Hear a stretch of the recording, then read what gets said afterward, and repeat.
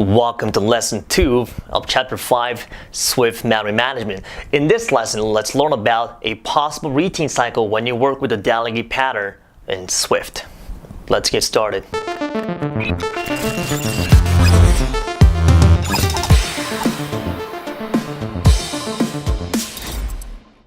Hello guys, welcome to delegate routine cycle. So why does delegate have to be weak var? In the past, we learned what the delegate pattern is, but we haven't covered that there's a potentially routine cycle when you're using the delegate pattern. We'll discover how to create the routine cycle within the delegate and then how to solve it using weak var. Okay, and also we'll discover the characteristic of weak var as well. So let's begin. So first of all, let's create a protocol just like the send data delegate, and let's create delegator, sender delegator. The sender, the CEO, let's create a CEO up here. And call var delegate equals send data delegate. Optional property, you have the init method, print delegator gone. Okay, good. So now let's create the second, the delegate, the receiver. So to call the secretary class, let's call it class receiving VC. And converts to the sending data delegate. But now in this case, what you want to do is you want to initialize it. You want to have a set of relationship itself within here. So in the past, what we've done, we created a sending VC object, and also we created sending VC, receiving VC object, and then we create two objects outside of this class. We made two objects, and then you assigned, for example, in the past we did something like VC1 sending VC. And we did something like this, and receiving VC, and the VC1 dot delegate equals VC2. That's what we did in the past. But we can also simply assign this kind of relationship within here in this class definition, just like UI table view and UI view controller. For example, when you have UI view controller, import UI view, and then you have let's create a table, UI table view, and video load, super video load. And in this case, what you're doing is table view is the delegator, and you want to set the relationship. So delegator has a delegate property, right? Table view dot delegate equals self. And what you're doing is you're setting the relationship within this this delegate class definition. You're setting the relationship within here without having to create two objects outside of it. So how to do that? Well, let's learn how to do it. Let's learn how to do this. So here we're going to create var sending VC, just like this is a delegator, just like UI table. Okay, let's call it sending VC. And this time I'm going to learn how to create this sending VC object using the closure way, using the init with closure. This should be a review for you guys. Okay, so click create a VC call sending VC, which we will return. But here, you want to set the relationship right here. VC.delegate equals self. Okay, and then execute this closure block to get the property, to get the VC object. But it's complaining the use of unresolved identifier self. Why can I not use self in this case? Well, here's why. Self is not being initialized yet. The self has not been. Self is not, you don't have access to self because you have not created this object yet. So how to do that? You have to use the word lazy. How can you work with self when you don't know, when you have not created an object for it yet?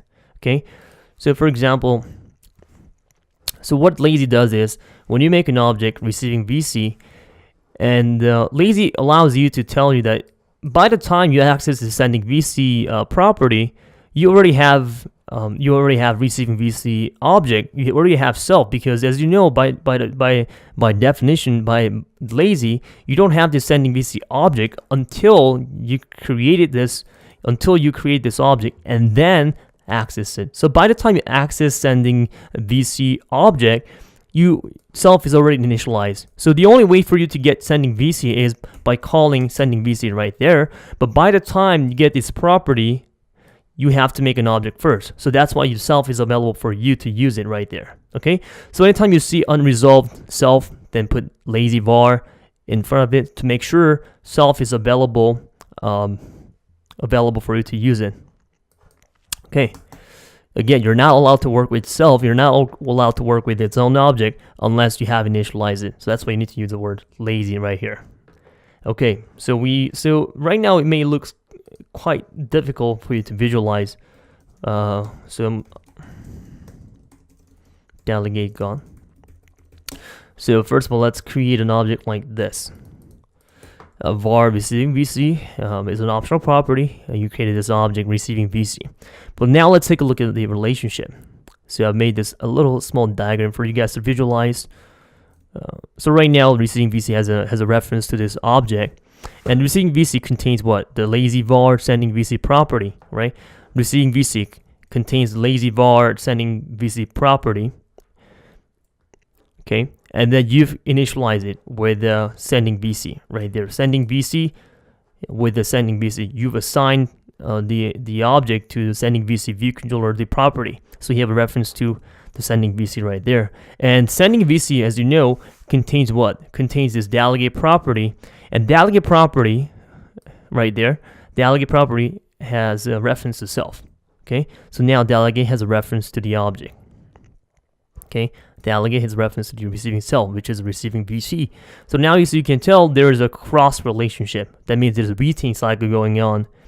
Okay, so even if you deallocate this part, this thing will stay in memory like sour milk, and you cannot get rid of it. Okay, so let's find out whether we cannot get rid of it. So receiving VC, let's call it claim as a nil. So let's see what happens. But ironically though, the delegate, which refers to the sending VC, has been deallocated. Why is that the case? Well, here's why. As you already know, lazy is a property that is not being initialized until you access it. So right now, sending VC is not available. It doesn't exist. The object has not been initialized. So right now it's like this, right? You have not initialized it. That's why. But how do you initialize it? The only way, if you access the sending VC, now here comes sending VC is available for you. And now when it's available, there's retain cycle going on, and there's the delegate gone message is gone now. Okay, no more. There's retain cycle. Okay, so how to prevent this from happening? How to work with this? Well, you can set the relationship as 1 week, just like that. You can make the delegate week has a weak reference to receiving VC. Okay, so whenever you remove the relationship, receiving VC will be deallocated, and because there's no relationship coming from receiving VC to sending VC will be also deallocated. For example, let's take a look at this. So we're gonna call come here sending VC. Now it has a weak relationship. Okay, but it's gonna complain the weak may only be applied to class and class bound protocol. Well, here you have to use where if you're using a weak and you're working with a class and the class confirms the delegate protocol, you have to use word class. By the way, I think I forgot to mention this. When you're working with reference, this is reference type memory management, and when it comes to reference type, automatic reference counting only refers to when you're working with classes. So what I mean by that is, as you know, this object are deallocated based on what? The number of reference count, right? But if you think about reference count, it only applies to classes and closures. Value types such as structs and enums, the reference counting doesn't apply. The ARC doesn't apply. Okay, because as you know, the reference value type structs and enums are actually, they don't have reference type. They simply have a direct storage, what we call direct. Yeah, that's direct storage, but a better idea for now. Instead of have a reference to an object. So whether the object being allocated when it comes to value type is not affected by the number of references. Okay. So memory management, also retain cycle only occurs when it comes to working with classes, such as when you're working with reference types such as classes and closures. Okay. So weak, you're working with structs and enums, you don't use weak. You don't have to worry about retain cycle. At least when it comes to reference, retain cycle due to references. Okay. So here we go. So now we have weak var. So now if you take a look at it, delegate, delegator gone right there. So what's happening? Well, you already know what has happened. So right now it used to be like this, right? You set the relationship as nil. What's happening is, because receiving VC now contains what? 0 reference count. The weak reference count pointing at receiving VC doesn't count. So now it's going to be deallocated like that. Boom. And then, as you know, sending VC what? Has no reference, because this object has been deallocated. How can you have a reference from something that doesn't exist? So this thing will be gone. And as a result of that, sending VC and weak also get deallocated. And everyone is happy here. We all good. Okay? We all happy about this. That's it. So you learn how to discover retain cycle when you're working with delegate with a class. Okay, the delegate pattern you may use with structs. All right, there's nothing more. You can use structs, but retain cycle only occurs when you're working with classes. Okay, that's it. I think you learned why the delegate should be weak var. Let's see. So let's talk about the rule when it comes to. So you might wonder. Not really wonder. I'm going to talk about the rule when it comes to using weak. Weak reference allows reference object to be nil, so automatically when the reference object is deallocated. The weak reference allows the referencing object to be becoming nil. Well, it may not make sense, so I'm going to, whoops. Okay, I think the Xcode became shut down for some reason. So I'm going to go back to retain cycle. Sometimes it happens. Kind of sucks. So I'm back. So here we go. So weak reference allow reference time to be object nil. So if you take a look at it, when you have a reference count, when you have a weak relationship, weak pointing at this object,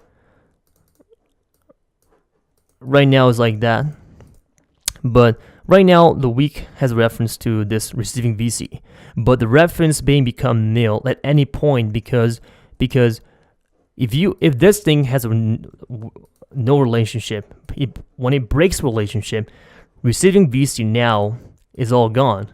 But what happens?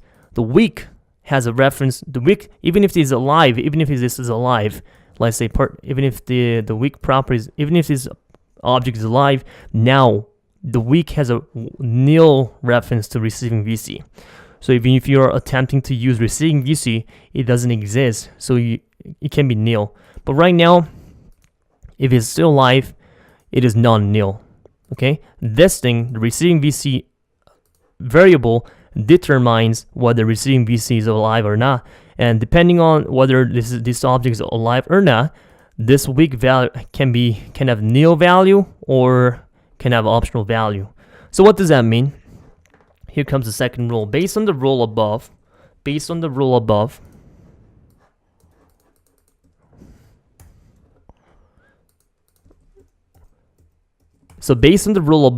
the referencing object variable must be optional, or what I'm talking about, the weak has to be optional because you never know when receiving VC will be deallocated or not. And when it's deallocated, now we have a nil reference to this receiving VC. The weak has now nil reference, but sometimes receiving VC may exist. Now it has optional reference, but now when it's gone, weak has a nil reference. So it has to be the weak. When you call something weak var, it has to be optional. Okay. So when it comes to weak var, when you're using weak, you have to claim it as an optional type. Always. Because you never know, something weak, the delegate has a reference to something else, and delegate, but the reference object may be gone depending on something else has a reference to it. Okay? So I want to talk about that. If you are confused, this lesson can be a little confusing, especially with the last part. If you have any questions, comment below. I'll be right there for you guys to answer. And I think you guys Should be good. You understand the delegate pattern and why we need to use week and what it means to have class like this. That means you're working with the week. Okay, so see you guys in the next lesson. Keep learning and ask me questions if you need to. See you guys later. Boom, that's it. In this lesson, you've learned how to spot a routine cycle when you work with a delegate pattern with classes. You've also learned that weak reference leads to optional type. Here's why. Because this variable has a weak reference to this object, and this object can be deallocated by other references if that reaches 0. Therefore, when this variable chart accesses this object, it can be nil. So you have to be optional. In chapter 3, we learn about closures are also a reference type. Well, in the next lesson, you will learn the behavior of closure block as well as how they can create routine cycle and solve it using capture list. See you in the next lesson.